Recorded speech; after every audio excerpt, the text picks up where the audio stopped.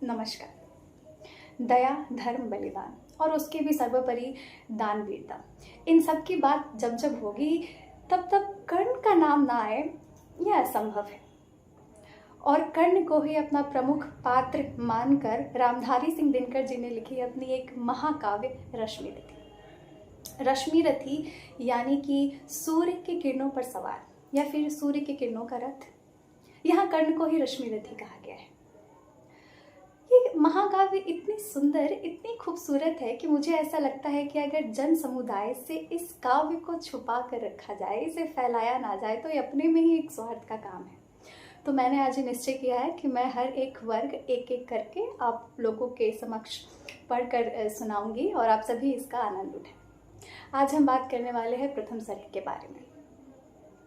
यह वृतांत उस समय की है जब कौरवों और पांडवों सबकी शिक्षा दीक्षा समाप्त हो गई थी और इसी के संदर्भ में एक कौशल योजना का प्रबंध कराया गया था। यहाँ सभी बड़े बड़े राजा महाराजा आते हैं। कर्ण बेचारा भी यहाँ आता है।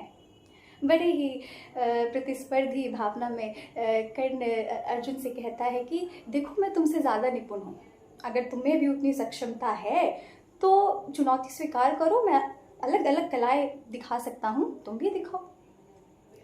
मौके की नाजुकता को समझते हुए और ताकि बात ज़्यादा आगे ना बढ़े, कृपाचार्य एक संवेदनशील मुद्दे को उठाते हैं जो कि है जाति।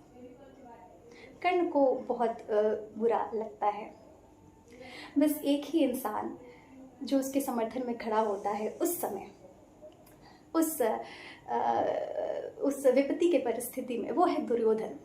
दुर्योधन उसके समर्थन में खड़ा होता है और उसे एक राज्य देता है और उसे कहता है कि अब तुम्हारे पास क्योंकि एक राज्य है तो तुम चुनौती के लिए अब सक्षम हो, तुम कर सकते हो ये चुनौती, तुम है ना, इस कौशल योजना में भाग ले सकते हो। इतनी सुंदर यह कर्ण की सक्षमता और बलिदान का वर्णन है ये भाग्य कि मन मोह लेती है। मुझे ये भी लगता है कि ना सिर्फ ये एक काव्य है, ना सिर्फ हमें इसे एक कविता के रूप में देखनी चाहिए, बल्कि इससे हमें एक बहुत एक प्रासंगिक और बहुत बहुमूल्य सीख भी मिलती है। और वो ये है कि हमें कभी भी किसी के जाति, धर्म, रंग, समुदाय, लिंग आदि के आधार पर किसी को छोटा या बड़ा नहीं मानना चाहिए, है ना। और आज ही आप देखिए ना, आज के दिन में भी इस तरीके से आपको इतने अनेक उदाहरण मिलेंगे कि किस तरीके से जाति के आधार पर कैसे लोगों को उचित अवसर नहीं मिल रहा। शिक्षा में भेदभाव, समाज में क्रूर भेदभाव, रोजगार में भेदभाव, अहिंसा, अत्याचार, ऑनर किलिंग जैसी अभ्यास प्रचलित है। अब मैं अपने माता पिता और दादा दादी के पीढ़ी से तो उतना आशा नहीं रखती हूँ, पर मैं आज के नौजवान पीढ़ी से ये गुजारिश करती हूँ कि आप लोग इस सामाजिक कुरीतियों को आगे ना बढ़ाएं, इसके खिलाफ आवाज़ उठाएं और किसी को जाति या धर्म के आधार पर छोटा ना माने। अगर किसी को आंकना ही है तो उसके चरित्र, व्यवहार, कर्म के आधार पर आके, ना कि जाति धर्म के आधार पर, है ना। मुझे एक और खूबसूरत चीज़ इसमें जो दिखती है वो ये है कि किस तरीके से रामधारी सिंह दिनकर जी ने श्रेष्ठ ब्राह्मण कौन है इसके ऊपर प्रकाश डाला है। श्रेष्ठ ब्राह्मण कौन है? क्या सिर्फ आप जब एक ब्राह्मण कुल में जन्म ले लेते हैं तो आप श्रेष्ठ ब्राह्मण हैं, या फिर आप कर्म से श्रेष्ठ ब्राह्मण हैं? ये आपको समझने की ज़रूरत है और दिनकर जी की नज़रों से जानने की ज़रूरत है। तो चलिए आपको पढ़कर सुनाती हूँ। जय हो जग में जले जहाँ भी, नमन पुनित अनल को, जिस नर में भी बसे हमारा, नमन तेज को बल को। किसी वृत्त पर खिले विपिन में पर नमस्य है फूल, सुधि खोजते नहीं गुणों का आदि, शक्ति का मूल। ऊंच नीच का भेद न माने वही श्रेष्ठ ज्ञानी है, दया धर्म जिसमें हो सबसे वही पूज्य प्राणी है। क्षत्रिय वही भरी हो जिसमें निर्भयता की आग, सबसे श्रेष्ठ वही ब्राह्मण है, हो जिसमें तप त्याग। तो देख लीजिए सबसे श्रेष्ठ ब्राह्मण कौन है, आप समझ सकते हैं। तेजस्वी सम्मान खोजते नहीं गोत्र बतला के, पाते हैं जग से प्रशस्ति अपना कर्तव्य दिखला के। हीन मूल की ओर देख जग गलत कहे या ठीक, वीर खींचकर ही रहते हैं इतिहासों में लीक। जिसके पिता सूर्य थे माता कुंती सती कुमारी, उसका पलना हुआ धार पर बहती हुई पिटारी। सूत वंश में पला चखा भी नहीं जन्मी का शीर, निकला कर्ण सभी युवकों में तब भी अद्भुत वीर। तन से समर शूर, मन से भावुक, स्वभाव से दानी, जाति गोत्र का नहीं शील का पौरुष का अभिमानी। ज्ञान ध्यान शास्त्रास्त्र शास्त्र का कर सम्यक अभ्यास, अपने गुण का किया करने आप स्वयं सुविकास। अलग नगर के कोलाहल से, अलग पुरी पुरजन से, अधिक साधना में उद्योगी लगा हुआ तन मन से।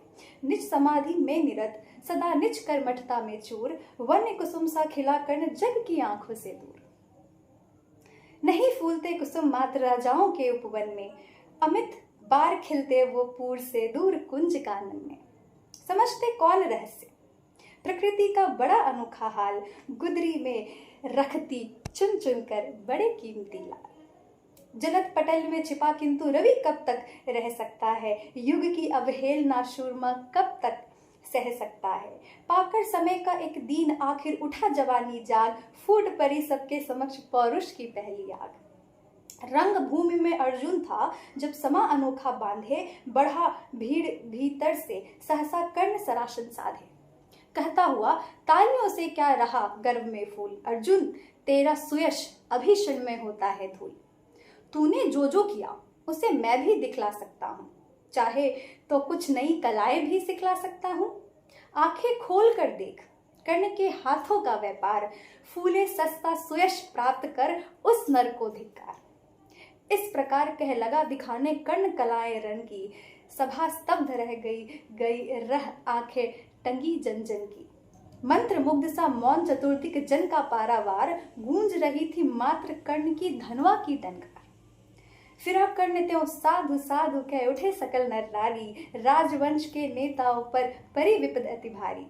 द्रोण भीष्म अर्जुन सब फीके, सब हो रहे उदास, एक सुयोधन बढ़ा बोलते हुए वीर साबाश।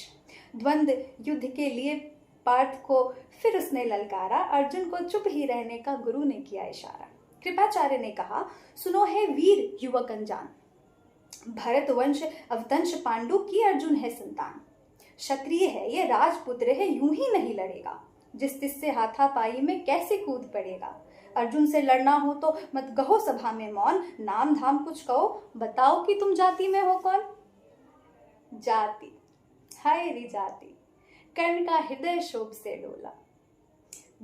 कुपित सूर्य की ओर देख वह वीर क्रोध से बोला। जाति जाति रटते जिनकी पूंजी केवल पाखंड, मैं क्या जानू जाति, जाति है ये मेरे भुजदंड। ऊपर सिर पर कनक छत्र, भीतर काले के काले, शर्माते हैं नहीं जगत में जाति पूछने वाले। सूत पुत्र हूं मैं लेकिन थे पिता पार्थ के कौन, साहस हो तो कहो ग्लानि से रह जाओ मत मौन। मस्तक ऊंचा किए जाति का नाम लिए चलते हो, पर अधर्म में शोषण के बल से सुख में पलते हो। अधम जातियों से थर थर कांपते तुम्हारे प्राण, छल से मांग लिया करते हो अंगूठे का दान। पूछो मेरी जाति शक्ति हो तो मेरे भुजबल से, रवि समान दीपित ललाट से और कवच कुंडल से। पढ़ो उसे जो झलक रहा है मुझ में तेज प्रकाश, मेरे रोम रोम में अंकित है मेरा इतिहास। अर्जुन बड़ा वीर क्षत्रिय है तो आगे वह आवे, क्षत्रियत्व का तेज जरा मुझको भी तो दिखलावे। अभी छीन इस राजपुत्र के कर से तीर कमान, अपनी महाजाति की दूंगा मैं तुमको पहचान।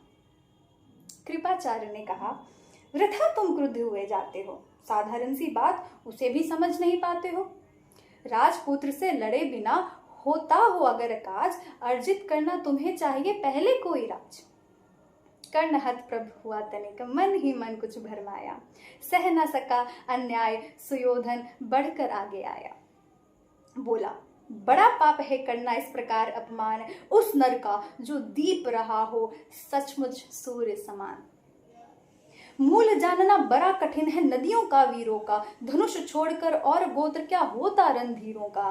पाते हैं सम्मान तपोबल से भूतल पर शूर, जाति जाति का शोर मचाते केवल कायर कूर। किसने देखा नहीं कर्ण जब निकल भीड़ से आया, अनायास आतंक एक संपूर्ण सभा पर छाया। कर्ण भले ही सूत पुत्र हो अथवा स्वपच चमार, मलिन मगर इसके आगे है सारे राजकुमार। करना क्या अपमान ठीक है इस अनमोल रतन का, मानवता की इस विभूति का, धरती के इस धन का। बिना राज यदि नहीं वीरता का इसको अधिकार, तो मेरी यह खुली घोषणा सुने सकल संसार। अंग देश का मुकुट कर्ण के मस्तक पर धरता हूँ, एक राज इस महावीर के हित अर्पित करता हूँ। रखा कर्ण के सिर पर उसने अपना मुकुट उतार, गूंजी रणभूमि में दुर्योधन की जय जयकार। कर्ण चकित रह गया सुयोधन की इस परम कृपा से, फूट पड़ा मारे कृतज्ञता के भर उस भुजा से। दुर्योधन ने हृदय लगाकर कहा, बंधु हो शांत, मेरे इस क्षुद्र पहाड़ से क्यों होता उद्भ्रांत। किया कौन सा त्याग अनोखा दिया राज यदि तुझको, अरे धन्य हो जाए प्राण तू ग्रहण करे यदि इसको। कर्ण और गल गया, हाय मुझ पर भी इतना स्नेह, वीर बंधु हम हुए आज से एक प्राण दो दे। भरी सभा के बीच आज तूने जो मान दिया है, पहले पहल मुझे जीवन में जो उत्थान दिया है, ऋण भला होऊंगा उससे चुका कौन सा दाम। कृपा करे दिन मान कि आऊं तेरे कोई काम। घेर खड़े हो गए कर्ण को मुदित मुग्ध पुरवासी, होते ही है लोग शूरता पूजन के अभिलाषी। चाहे जो भी कहे द्वेष ईर्ष्या मिथ्या अभिमान, जनता निज आराध्य वीर को कर लेती पहचान। लगी लोग पूजने कर्ण को कुमकुम और कमल से, रंग भूमि पर गई चतुर्दिक पुलकाकुल कलकल से। विनय पूर्ण प्रतिवंदन में जो झुका कर्ण सविशेष, जनता विकल पुकार उठी, जय महाराज अंगेश, जय महाराज अंगेश। महाराज अंगेश तीर सा लगा हृदय में जाके, विफल क्रोध में कहा भीम ने और नहीं कुछ पाके।